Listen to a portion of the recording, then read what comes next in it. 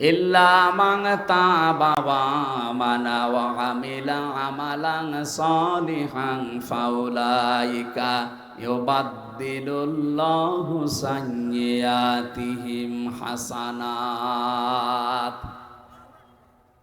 এই যে এই মাঝখানে উলাইকা আছে, এর আগে ফা আছে। আরবি গ্রামার অনুযায়ী ফা ব্যবহার করা হয় 13টা অর্থে। এখানে উপরের শর্তগুলো যদি কেউ মেনে নিতে পারে, আল্লাহ যেন তার কুদরতের আঙ্গুল এইভাবে করে দেখাচ্ছে যে এই পোড়াদার মানুষগুলো। প্রশ্ন আসতে পারে, পোড়াদা আল্লাহর মনে আছে? মনে নেই মানে? এই উলাইকার ভেতরে পোড়াদাও আছে। আল্লাহ পাক বলেন কুষ্টিয়া জেলার পোড়াদার এই মানুষগুলো যারা বসে বসে নীরবে আমার কালাম শুনছে, তাদেরকে বলি দেন ওরা যদি বাড়ি থেকে এই নিয়তে আসে, ইল্লা মান তাবা, যে আল্লাহ আমি যাই করেছি আজকে আমি তাওবা করে ভালো হয়ে যাব, এই নিয়ত আমাদের নেই? এই কথা বলে না কেন? এই নিয়ত নিয়ে যারা এসেছি, আল্লাহ আমি যাই করেছি বিগত জীবনে, আজকে কিন্তু আমি সত্যিই কোরআন শুনতে যাচ্ছি, ভালো হয়ে যাব, তাওবা করার মাধ্যমে ওই মানুষগুলো যদি ঈমান আনার পরে ভালো ভালো কাজ করার সিদ্ধান্ত নিয়ে ফেলে, কি করব আমি জানো? ফাউলাইকা, এই মানুষগুলোর জন্যে ইউবাদদিলুল্লাহু সাইয়্যাতিহিম হাসানাত, দুইটাই বহুবচন। আমি নিজে বদল করে দেব তাদের জীবনের যত অপরাধ ছিল, ওইগুলো শুধু বদল করে ফাঁকা করব না, পুরা জায়গাটা নেকি দিয়ে পাল্টিয়ে দেব। এই জন্য আমাদের উচিত হচ্ছে, আপনি অপরাধ করেছেন যার কাছে, ক্ষমা চাবেন তার কাছে। বিশেষ করে বাংলাদেশ, ভারত আর পাকিস্তানে এই নিয়মটা নেই। অন্যায় করে একজনের কাছে আর ক্ষমা চায় আরেকজনের কাছে। আপনি কি আস্তাগফিরুল্লাহ ওসি সাহেব যে পড়লো, উনি কি আল্লাহর কাছে দোষ করেছে? দোষ করেছে যাদের কাছে, তাদের কাছে আগে বলা লাগবে। তো ভয়ঙ্কর বিষয়, এই 15.5 বছরে অনেক মানুষ মারা গেছে, তাদের কাছে ও মাপ চাবে কি করে? কথা বলেন না কেন?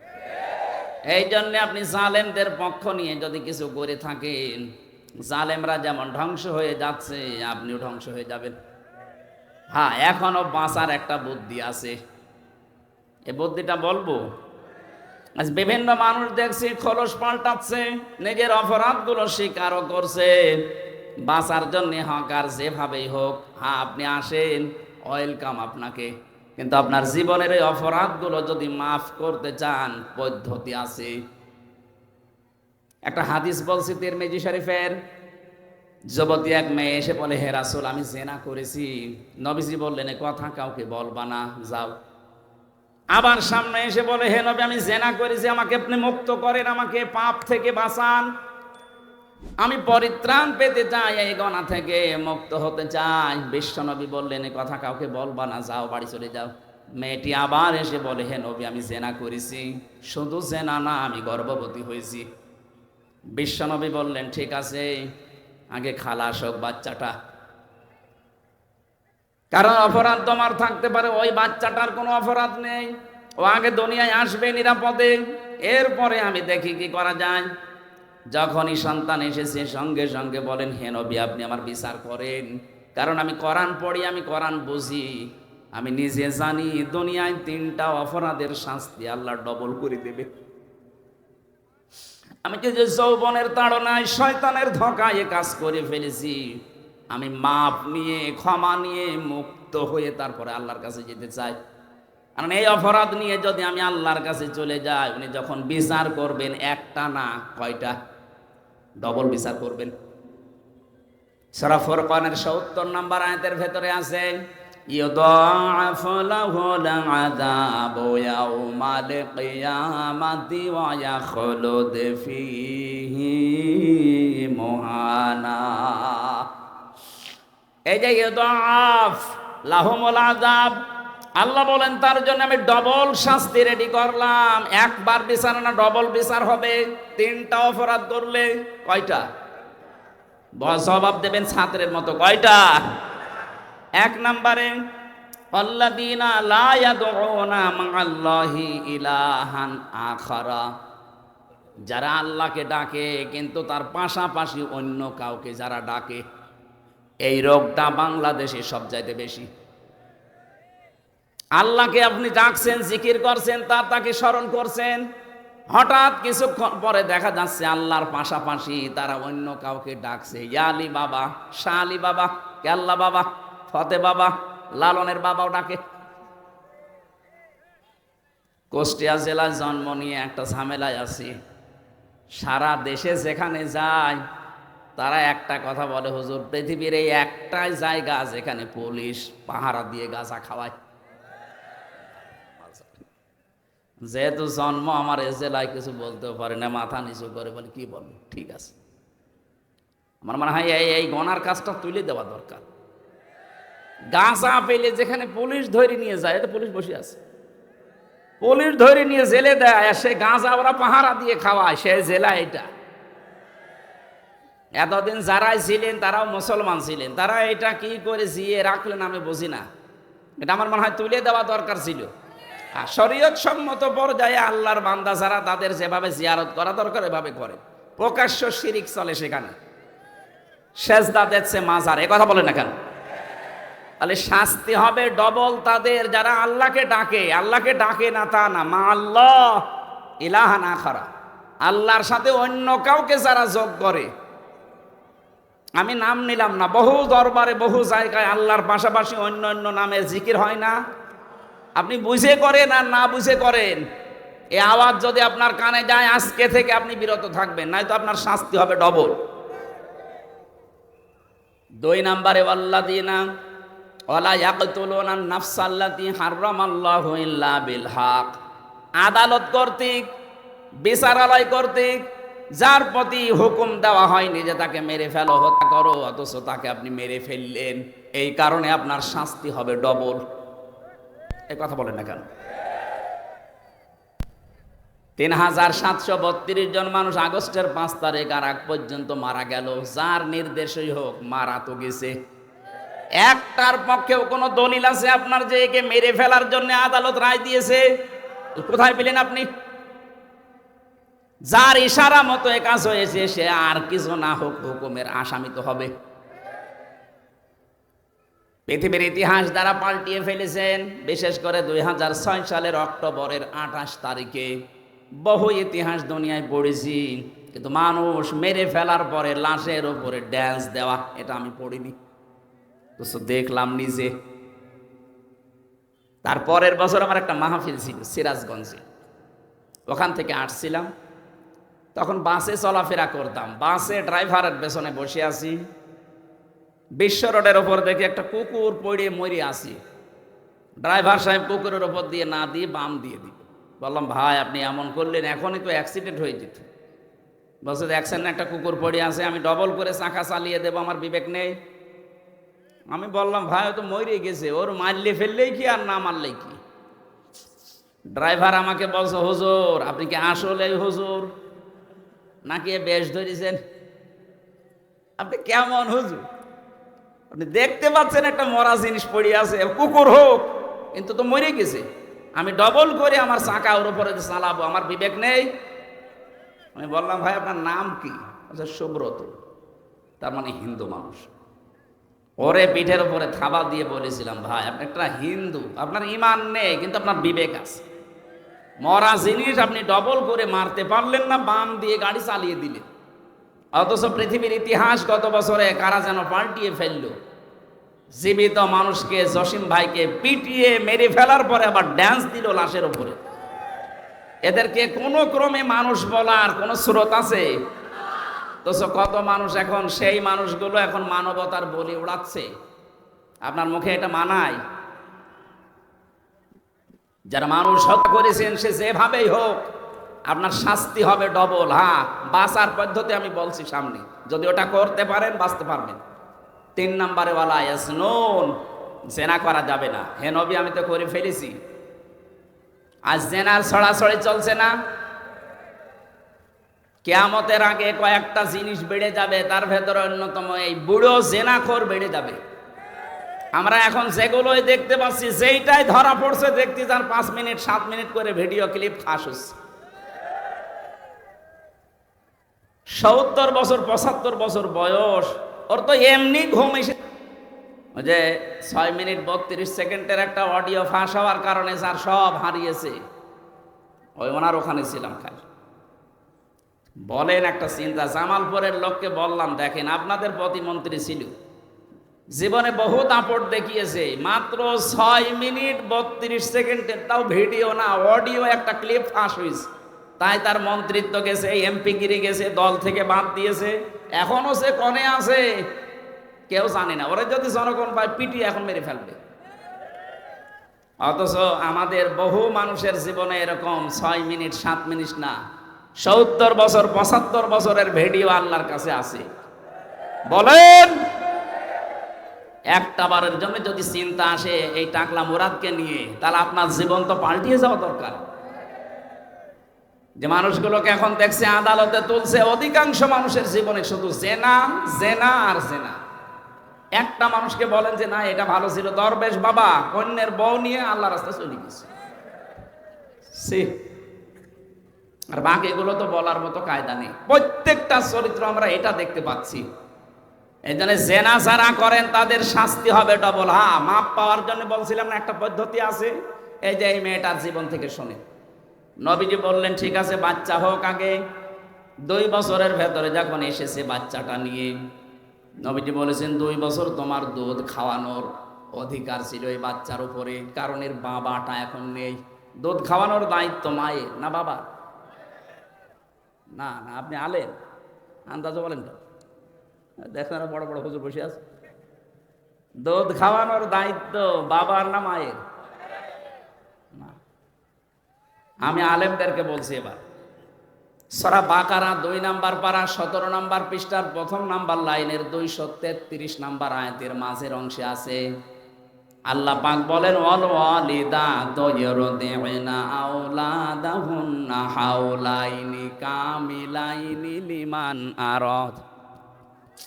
কারেন্ট চলে গেল, এই একটু তাড়াতাড়ি ভাই। ঠিক আছে, লিমান আরাদা আইয়ুতিম্মার রাদা।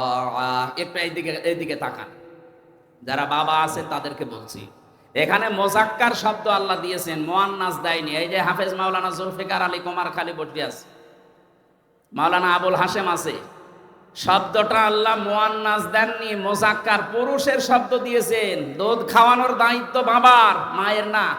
মা যদি এ দায়িত্ব পালন না করে গুনাহ হবে না, কিন্তু বাবা এ দায়িত্ব পালন না করলে গুনাহ হবে।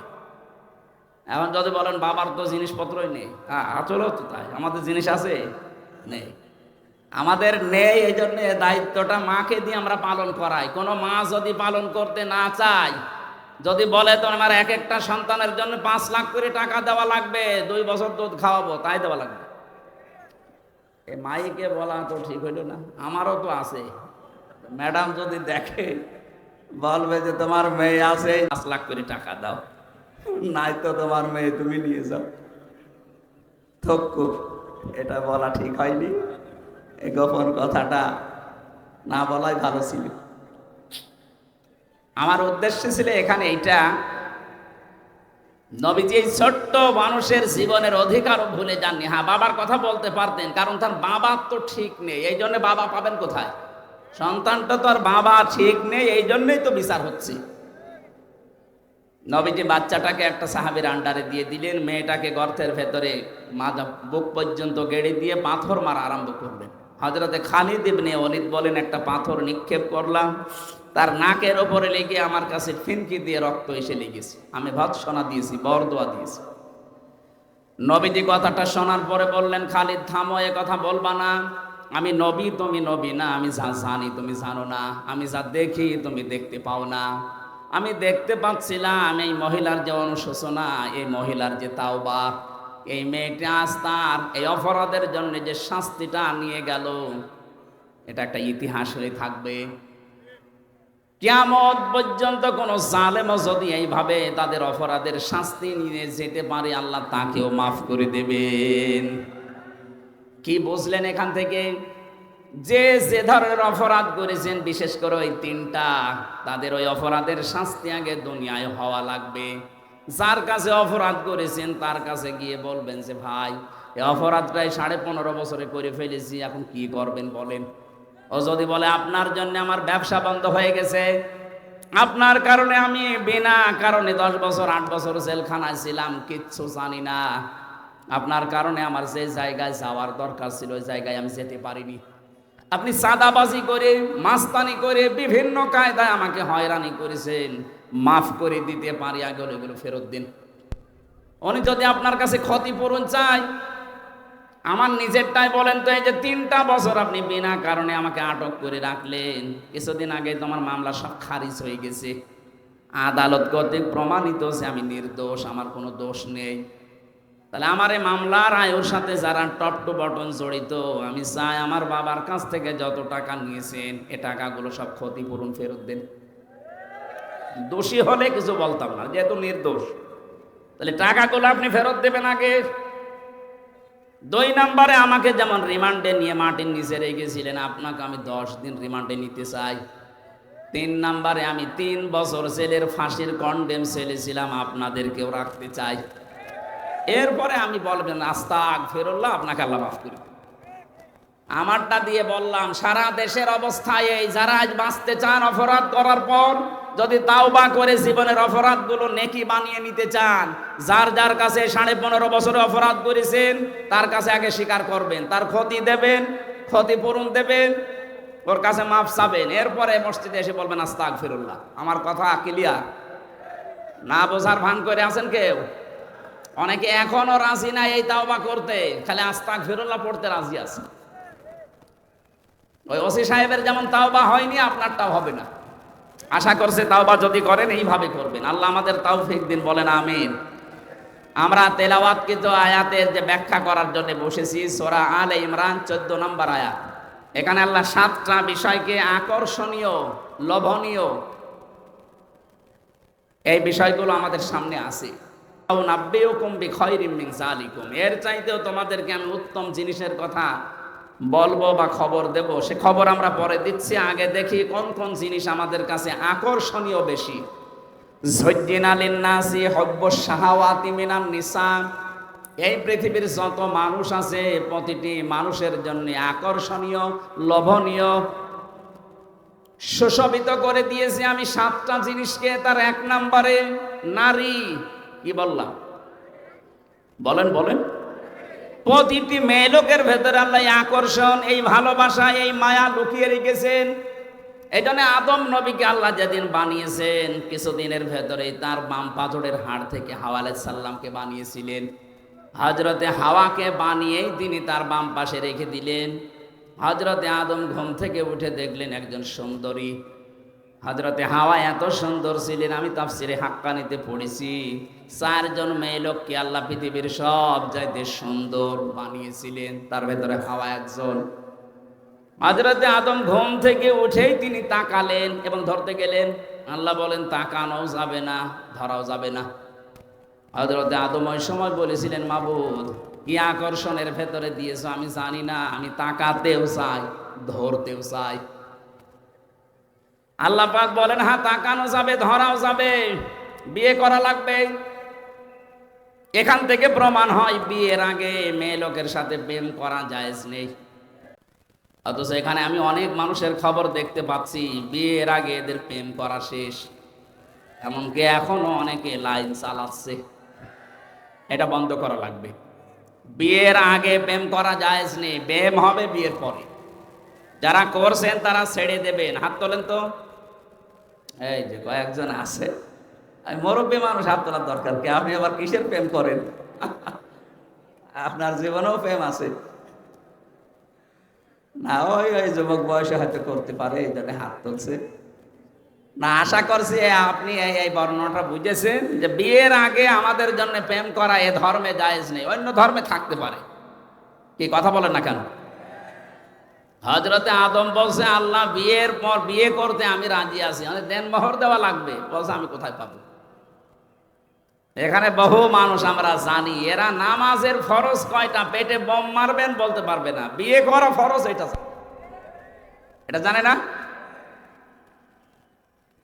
বিয়ে হয়ে গেল, আদম নবীকে আল্লাহ বলেছিলেন কুলনা ইয়া আদম উসকুন আনতা ওয়া যাওজুকাল জান্নাহ, যাও এবার বউ নিয়ে বাড়ি চলে যাও। জান্নাত হযরত আদমের বাড়ি, আর জান্নাত আমাদের বাবার বাড়ি। বলেন না কেন? তাহলে এই আয়াত থেকে প্রমাণ পাওয়া যায় বিয়ে করে বউ বাবার বাড়ি নিয়ে যাওয়া লাগবে। অথচ আমাদের এই কুষ্টিয়া জেলায় বহু মানুষ আছে বিয়ে করে নিজেও থাকে ঘর জামাই। ঘর জামাই দেশে নেই। আরে ভাই, বিয়ে করে আপনি বাবার বাড়ি নিয়ে যাবেন, আপনি নিজে সহ থেকে যাচ্ছেন। আয়াতের 2 নাম্বার শব্দ ছিল আদম নবীকে আল্লাহ ওই দিনই বলেছিলেন ওয়াকুলা মিনহা। বাড়িতে নিয়ে যাওয়ার পরে শুধু নিজে মন মতো খাবে না, আমরা আলেমদেরকে বলছি আল্লাহ কিন্তু আংতা ওয়াকুলা দেয়নি, একবারে কোলা দিয়ে বসন দিয়েছেন। আজ নারী অধিকার নিয়ে চিল্লাচ্ছে কত মানুষ যে মেয়েদের অধিকার নেই।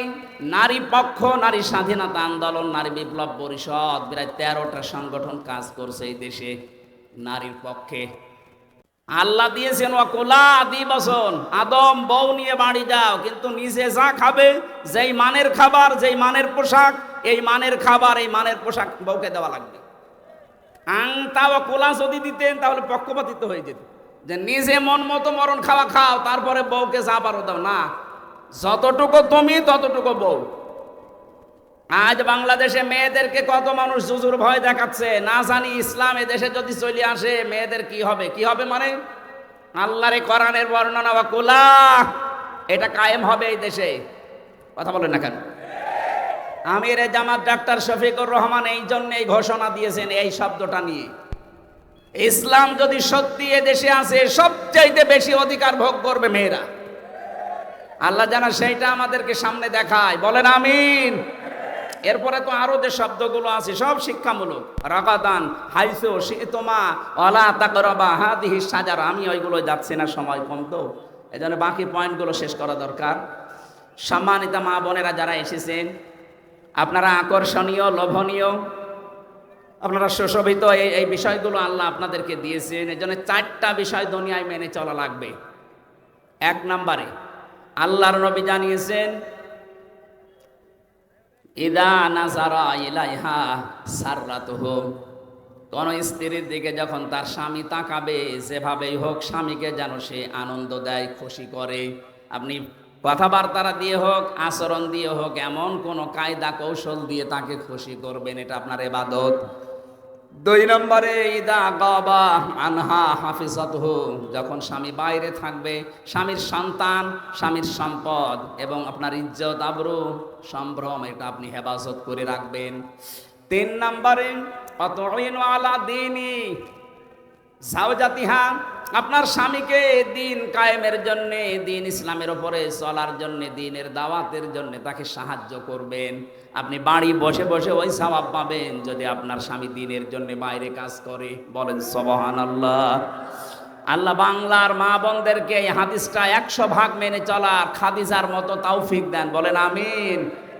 নবীজি বলেন, আমি যতদিন বাইরে থেকে এসেছি দিনের দাওয়াত দিয়ে, কোনদিন আমার খাদিজাকে বিছানায় পিঠ লাগিয়ে ঘুমাতে দেখিনি।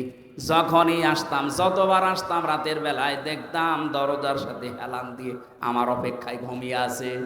এজন্য আপনার স্বামীকে আপনি উদ্বুদ্ধ করবেন, সাহায্য করবেন, ছাড় দেবেন।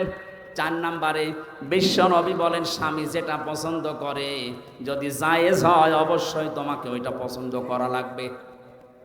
আমি স্বামী, আমি আল্লাহর কসম করে বলছি, যত স্বামী এখানে আমরা বসে আছি, প্রতিটা স্বামী আমরা চাই বিয়ের পরে যেন আমাদের মা বাবা আমাদের সাথে থাকে। কথা বলেন না কেন? এই স্বামী যারা আছেন হাত তোলেন তো, বলেন। এটা আমরা চাই না। 100টার 95টা মহিলা এটা চাচ্ছে না। আপনি নামাজ পড়ে রোজা রেখে কালো বোরকা পরে মনে করছেন আমি জান্নাতি হয়ে গেছি, না, পাবেন না। আপনার স্বামী যেটা পছন্দ করে যদি জায়েজ হয়, জীবন থাকতে আপনাকেও পছন্দ করা লাগবে। আল্লাহ আপনাদের 4টা গুণ অর্জন করার তৌফিক দিন। পৃথিবীতে সম্মান, মর্যাদা, এগুলো আল্লাহ 2টা বিষয়ের ভেতরে লুকিয়ে রেখেছেন। ইয়ারফাউল্লাহুল্লাযীনা আমানু মিনকুম ওয়াল্লাযীনা উতুল ইলমা দারাজাত। কোরআনে কারীম জানাচ্ছে, তোমাদের ভেতরে যারা ঈমান আনে এবং দুনিয়াতে যারা ইলম পায়, এই দুইটা বৈশিষ্ট্য যাদের ভেতরে থাকবে, এরফা, এটা মজারে, বর্তমান ভবিষ্যৎ, প্রেজেন্ট ফিউচার। আল্লাহ বলেন দিন যত যাবে এই দুইটা গুণ যাদের ভেতরে যত অ্যাক্টিভ ভাবে পাওয়া যাবে, এদের মর্যাদা বাড়তেই থাকবে। সুবহানাল্লাহ। প্রশ্ন আসতে পারে, এগুলো যাদের নেই তাদেরও তো মর্যাদা সম্মান মানুষ দেয়। হ্যাঁ, ওগুলো ভয়ে দেয়, কিন্তু সত্যিই যাদের ভেতরে ঈমান আছে এবং যারা এলেম অনুযায়ী আমল করে, কাজ করে, তাদেরকে শুধু ভয়ে না, মর্যাদা সহকারে মানুষ সম্মান দেয়। ইন্নাল্লাযীনা আমানু ওয়া আমিলুস সালিহাত সায়াজআলু লাহুমুর রাহমানু ওয়ুদ্দা। যারা ঈমান আনার পরে আমলে সালেহ করে, বাংলাদেশ, ভারত, পাকিস্তান, এই তিনটা দেশে সালেহ শব্দটা নিয়ে একটু ঝামেলা আছে। আমরা মনে করি সালেহ মানে নেক কাজ, সালেহ মানে সৎ হওয়া, শুধু এতটুকুই না। পোড়াদাবাসী, আমার প্রাণ প্রিয় জেলা কুষ্টিয়া, বাংলাদেশের 64 জেলার চাইতে আপনাদেরকে এমনিতে স্বাভাবিকভাবে বেশি ভালোবাসি। এই জন্য আহ্বান জানাচ্ছি, সালেহ মানে শুধু নেক কাজ নয়, সালেহ মানে শুধু সৎ হওয়া নয়, সালেহ মানে যোগ্যতা অর্জন করা।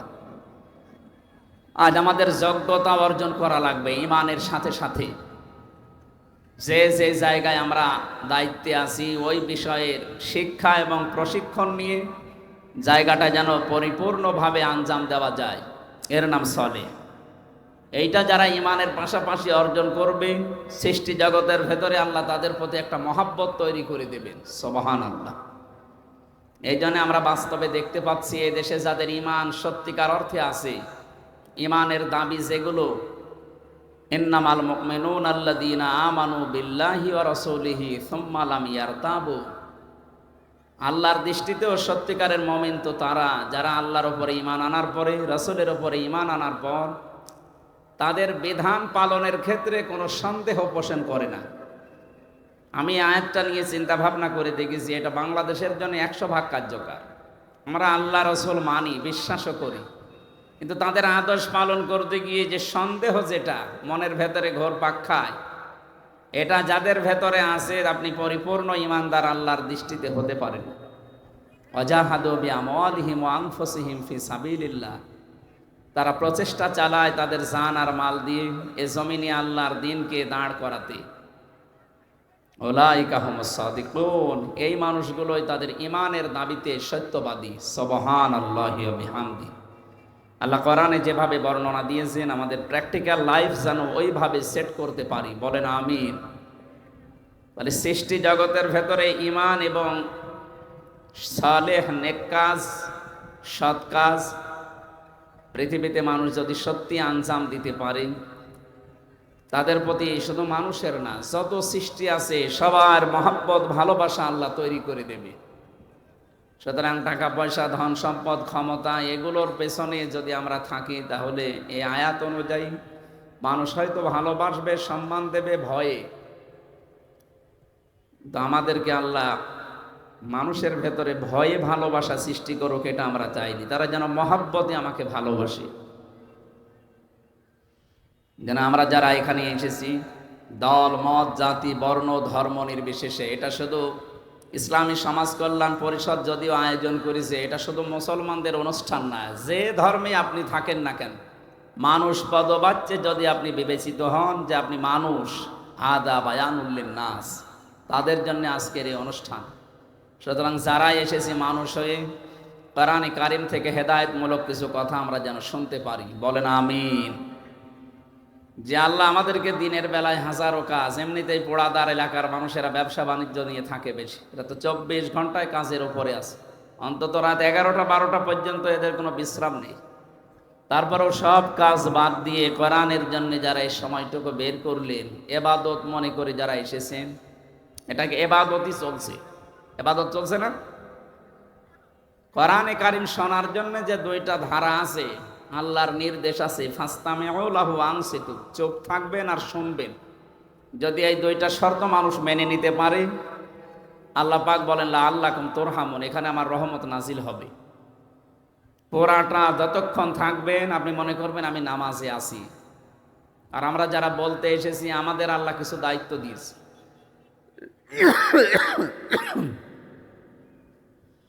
আল্লাহ রাব্বুল আলামিন বলেন, কিতাবুন উনজিলা ইলাইকা ফালা ইয়াকুম ফি সাদরিকা হারাজুম মিনহু লিতুনযিরা বিহি ওয়া যিকরা লিল মুমিনিন। হে নবী, এ কোরআন যখন মানুষের সামনে উপস্থাপন করবেন, এ কোরআন যখন প্রচার করতে যাবেন, ওই সময় আপনি দুইটা জিনিস খেয়াল রাখবেন। এখানে হারজনের ব্যাখ্যা আমি পেয়েছি দুইটা। এক নম্বরে, কোরআন প্রচার করতে গেলে এমনও মানুষ আপনার সামনে বসে আছে, ওরা কোরআনের কথা না বোঝার কারণে রাগ করতে পারে। এরকম শ্রোতা দেশে নেই? আছে। আমার তো মনে হচ্ছে এই দ্বিতীয় স্বাধীনতার পরে এরকম শ্রোতা আরো বাড়তেছে। আগে যাই 15 বছরে হয়েছে, এখন আরো বাড়তেছে। না, আপনি কোরআনের বক্তব্য না বুঝে মন খারাপ করতে পারেন না, আগে বোঝেন। নিজে তো ডিপলি চিন্তা করেন না, কেউ চিন্তা ভাবনা করে বললে আপনি মানেনও না। আপনি কি হয়েছেন কি? এই যে কি হনরে, এই কাজ করার কারণে কিন্তু এই জালেমদের পতন। মানুষই মনে করতো না আমাদের। আপনি বাস্তবের দিকে তাকান, এই 14 দল বাদ দিয়ে যারা এদেশে আমরা ছিলাম, মনে হচ্ছে যে আমরা ভাড়াটিয়া। এটা ছিলাম না? আমরা ভাড়াটিয়া ছিলাম। ভাড়াটিয়াও এরকম আতঙ্কে থাকে না। তাও তো 1-1.5 মাস 2 মাস আগে তারা নোটিশ দেওয়া হয় যে তোমার হয়তো চলে যাওয়া লাগবে। আর আমাদের সঙ্গে সঙ্গে কি অবস্থায় ছিলাম বলেন তো। এই জন্য 14 দল বাদে বাকি যাই আমরা ছিলাম, যেহেতু আমরা ভাড়াটিয়া ছিলাম, আমরা সবই মাজলুম। আমরা আশা করব যারাই মাজলুম ছিলাম তারা যেন সব সিমেন্টেড হয়ে যায়, এক মায়ের পেটের মতো, ভাইয়ের মতো আচরণ করি। অনেক মানুষ এখন এই আচরণ পাল্টিয়ে ফেলছে দুনিয়ার কোনো কিছুর স্বার্থ পেয়ে। আমার কথার অর্থ বুঝতেছে? আমরা যারা মাজলুম আছি, সে যে দল করেন আপনি, মাজলুম সব এক দল। উহুদের ময়দানের কথা আমরা শুনেছি, অনেকে জানিও। বাংলাদেশ কিন্তু এখন ঠিক ওই পর্যায়ে আছে। এখন যদি আপনি কামড়া কামড়ি করেন, কোনো কিছু নিয়ে যদি এখন ভাগাভাগির চেষ্টা করেন, সামনে দেখবেন আবার অতর্কিত হামলা এসে অন্তত জীবিত মানুষগুলো অনেকেই লাশ হয়ে যাবে। আমরা এই সুযোগ সামনে যেন না দেই। কোরআনের আয়োজন করা হয় বিভিন্ন জায়গায় এই উদ্দেশ্য নিয়ে, কারণ কোরআনে কারীম সব সমস্যার সমাধান দিতে পারে। সেই যোগ্যতা কোরআনের আছে না? আছে। আজ প্রায় 7-8 দিন একটা বিষয় ঘুরপাক খাচ্ছে সারা বিশ্বে। যারা পালিয়ে গেছে আপনি দেখতে পাচ্ছেন, এই মানুষগুলো বাইরে যেয়ে কিন্তু বসে নেই। এদের ষড়যন্ত্র আরো গভীর হচ্ছে। বিশেষ করে ট্রাম্প ইনি পাশ করার পর থেকে আমরা দেখতে পাচ্ছি যারা পালিয়ে গেল এরা বাইরের বিভিন্ন মোড়লদের কাছে জানাচ্ছে যে আমরা নির্বাচিত ছিলাম, আমাদেরকে উৎখাত করা হয়েছে। এটা ডাহা মিথ্যা কথা। এ 15.5 বছরে যারা ছিল এরা নির্বাচিত ছিল, এ কথা শয়তানও বিশ্বাস করবে না। আমার মনে হয় ঘোড়াকেও যদি বলেন, ঘোড়াও হাসবে। এই একটা কথা হইল। আপনি দিনের ভোট রাতে করে ফেলেন, 154 জন আগেই ঘোষণা দিয়ে দিন, তো কিভাবে আপনি নির্বাচিত হইলেন? আল্লাহ তাআলা কোরআনে দিয়েছেন, হুয়া জিতাবাকুম, তিনি আল্লাহ তোমাদেরকে নির্বাচিত করেন। কুষ্টিয়াবাসী একেবারে নিরপেক্ষ দৃষ্টি দিয়ে বলবেন, নির্বাচিত করা হয় যে পদ্ধতিতে, ওই পদ্ধতির নাম নির্বাচন। ঠিক আছে না? নির্বাচন তো হয়নি 15.5 বছরে। আমি নিজে, আমার 33 বছর বয়স, অন্তত 3 বার আমি ভোট দিতে পারতাম, একবারও পারিনি। একবার নয়, জেলে ছিলাম, ওইটা বাদ গেল। বাকি 2 বার তো পারবো, তাও তো পেলাম না। তাহলে আপনি যে এই কথাগুলো সারা বিশ্বের মডলদের শোনাচ্ছেন যে আমি নির্বাচিত ছিলাম, এরকম যাহা মিথ্যা কথা আপনি বলতে পারলেন, আপনি একটা হাসি মানুষ। এটা আপনার উচিত হয়নি, কারণ এই কথা তো ওখানেই থাকবে না। সারা বিশ্বে যখন ছড়াবে, এদেশের 18 কোটি মানুষ সম্পর্কে একটা খারাপ ধারণা আসবে। ওই সমস্ত মানুষগুলো মনে করবে যে বাংলাদেশে যারা বাস করে ও সবই মনে হয় এরকম মিথ্যা কথাই বলে। কারণ তারাও জানে দুনিয়ায় যে নির্বাচনে এই 15 বছরে হয়নি। এই কথা বলে না কেন? এই জন্য আমরা চাচ্ছি আপনারা বাইরে যারা আছেন এই মিথ্যা কথা ছড়াবেন না। আমরা চাই এদেশ থেকে যারাই বাইরে যায় তারা রেমিটেন্স পাঠায়। 3টা মাস আপনি গেছেন, কয়টা টাকা পাঠাইলেন? একটা টাকাও পাঠায়নি। এতগুলো ঋণের বোঝা মাথার উপরে দিয়ে গেলেন, আর একটা টাকা পাঠান না, এরপরেও গলায় কথা বলেন। আপনার তো লজ্জা করা দরকার। আপনি কি বুঝে ফেলেছেন? সুতরাং হাজি মানুষ যেহেতু, এই জন্য যেন মিথ্যা কথা আর না বলেন, কারণ আমরাও মিথ্যাবাদী হয়ে যাব তামাম দুনিয়ার সামনে। হেদায়েত যদি থাকে আল্লাহ তাকে যেন দান করেন, আর যদি হেদায়েত না থাকে আল্লাহ যেন তাড়াতাড়ি তুলে নেন। কারণ এই সমস্ত ক্যান্সার যতদিন থাকবে ততদিন আমরা অশান্তিতে থাকব। এই জন্য নূহ আলাইহিস সালাম শেষ পর্যন্ত এই দোয়া করেই দিয়েছিলেন, লা তাদার আলাল আরদি মিনাল কাফিরিনা দাজ্জারা ইন্নাকা ইন তাদারহুম ইউদিল্লু ইবাদাকা ওয়ালা ইয়ালিদু ইল্লা ফাজিরান কাফার।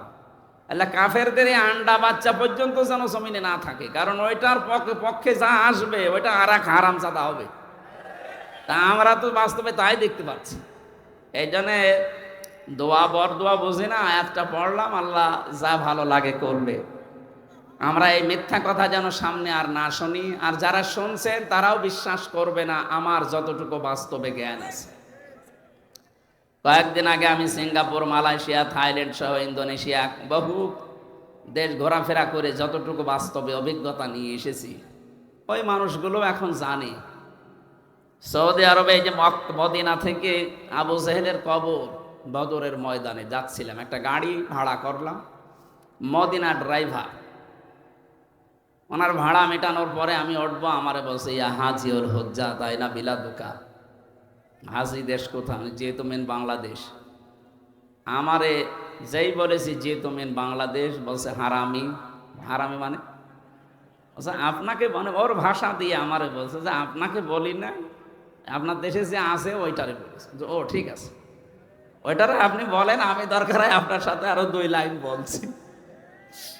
অথচ মদিনার ওই লোকটা বাসিন্দা, ওখানকার স্থানীয়, ও জীবনে ইনারে কোনোদিন চোখে দেখেনি, শুধু ফেসবুকে আর এই যে ইউটিউবে এই সমস্ত বিষয়গুলো দেখার পরে তারাও ভাবছে যে না, এ মানুষ না, একটা হারামি। ওই গাল আমার উপরে দেখছে। এই জন্য আপনি যা করবেন, যেহেতু দায়িত্বে ছিলেন, ওইটার কারণে আমাদের ওপরেও এই 18 কোটি জনগণও গাল খাবে।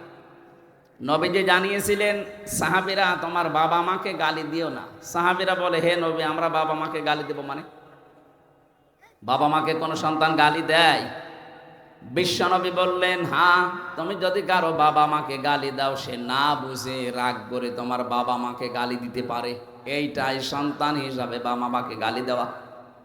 এই জন্য যারা এই মিথ্যা ছড়াচ্ছেন, আমাদেরকে অন্তত জাতি হিসাবে মিথ্যাবাদী বানাবেন না। আমাদের এটা আবদার থাকলো, কোনো আবদারই তো মানেননি জীবনে, এটা মানবেন। আল্লাহ তাকে যেন সম্মতি দান করেন, বলেন আমিন। তাহলে নির্বাচন হওয়া লাগবে, নির্বাচনের মাধ্যমে নির্বাচিত হওয়া লাগবে, এটা আল্লাহর পদ্ধতি। সূরা হজ 78 নম্বর আয়াতে আছে, ইজতিবা মানে নির্বাচিত হওয়া। লক্ষ কোটি কোটি উম্মত থেকে আল্লাহ আমাদেরকে উম্মতি মুহাম্মদী হিসাবে নির্বাচিত করেছেন। সুবহানাল্লাহ বলতে পারেন নাই? অথচ এই পদ্ধতিটাই আপনি পাল্টিয়ে ফেললেন। আর দিনের ভোট রাতে হয়েছে, এটা আমি নিজে প্রমাণ পেয়েছি। ওই সময় জেলে ছিলাম, এক ওসি ছিল আমার সাথে। আমারে একদিন এসে, ফাঁসির ওই কন্ডেম সেলে বসে আছি, উনি এসে বলছে, হুজুর আপনি দেখেন তো আমার তাওবা হয়েছে কিনা। যে কিভাবে তাওবা করলেন? বলছে এই যে নির্বাচন গেল, এই নির্বাচনে আমি আমার যে কনস্টেবল আছে, আমার যে এসআই আছে, এএসআই আছে, এদেরকে সাথে নিয়ে আরো কিছু মানুষকে সাথে নিয়েছি। রাত 12টার পর থেকে আল্লাহর নামে আমি ভোট কাটা আরম্ভ করলাম। এই যে কোরআন শরীফ আমার সামনে, এইভাবে বলছি, আল্লাহর নামে আমি ভোট কাটা আরম্ভ করলাম। ফজর পর্যন্ত কাজ শেষ করে বাক্স ভর্তি করে জায়গা মতো পাঠিয়ে দিল। এবার আমি গোসল করলাম, ওযু করার পরে 2 রাকাত নামাজ পড়ে বললাম আস্তাগফিরুল্লাহ। হুজুর আমারে তাওবা হয়েছে? না, আপনি তো আল্লাহর কাছে অপরাধ করেননি, আপনি অপরাধ করেছেন হামজার কাছে। এই কথা বলেন না কেন? একটা এমপি বানাতে 3.5 থেকে 4 লাখ মানুষের রায় লাগে, ভোট লাগে, আর আপনি নিজেই সব লোকজন দিয়ে নিলেন। তা আমরা কি ঘাস কাটছি? আমাদের রায় নেবেন না? আপনি কাজ সব উল্টা পাল্টা করে এখন বলছেন আস্তাগফিরুল্লাহ। আল্লাহ কি আপনার কি আল্লাহর কাছে দোষ করেছেন? দোষ যাদের কাছে করেছেন আগে তাদের কাছে বলেন, কারণ তাওবার নিয়মই এটা। হ্যাঁ, আপনি আস্তাগফিরুল্লাহ পড়তে পারেন, আপনার গোনা মাফ হবে হয়তো, কিন্তু আল্লাহর সাথে যেগুলো সম্পর্কিত ওইগুলো, বান্দার সাথে সম্পর্কিত অপরাধ আস্তাগফিরুল্লাহ মাফ হয় না, তার কাছে আগে ক্ষমা চাওয়া লাগে। কেউ যদি তাওবা করে, আস্তাগফিরুল্লাহ পড়লে জীবনের গোনা মাফ হয়, আর তাওবা করলে শুধু গোনা মাফ হয় না, ওর পেছনের অপরাধ আল্লাহ মাফ করে বাকি জায়গাটা নেকি দিয়ে পাল্টিয়ে দেয়। আমি মনে হয় বাকিগুলো শেষ করতে পারলাম না, আর 2 মিনিট আছে আজানের। আজকের মতো শেষ করছি, এরপরে মাহফিল আরো কয়েকটা নেওয়া আছে, একটা ঝাউদিয়া, একটা মিরপুরে, কবরহাটে আছে, ডাঙ্গাপাড়ায় আছে। আমি সাবজেক্ট আকারে কথা বলবো ইনশাআল্লাহ। আল্লাহুম্মা আমিন। লা ইলাহা ইল্লা আনতা সুবহানাকা ইন্নী কুনতু মিনাজ জালিমিন। আল্লাহ তাআলা এই বিশাল আয়োজনে যারা আনসাম দিয়েছে, এই মানুষগুলোকে তুমি কবুল করো। ইসলামী সমাজ কল্যাণ পরিষদ কিয়ামত পর্যন্ত এখানে কায়েম করে রাখো। যত অতিথি আমরা এসেছি, আল্লাহ কোরআনে কারিমের ইজ্জতে মঞ্জুর করে নাও। মাগরিবের আজান এখনই হবে, এজন্য আমরা শেষ করে দিয়েছি। যতটুকু বলেছি আল্লাহ আমাদের জীবনে তুমি আমল করার সুযোগ দাও। সম্মানিত মা বোনদেরকে মাফ করে দাও, অনেক রোগ শোক তাদের আছে, ভালো বানিয়ে দাও। এই পোড়াদা এলাকার মাটির নিচে যত মানুষ ঘুমিয়ে আছে, কোরআনের ইজ্জতে ক্ষমা করে দাও। বারাকাল্লাহু লানা ওয়া লাকুম ফিল কোরআনিল আযীম। আলহামদুলিল্লাহি রাব্বিল আলামিন। লা ইলাহা ইল্লাল্লাহু মুহাম্মাদুর রাসূলুল্লাহ।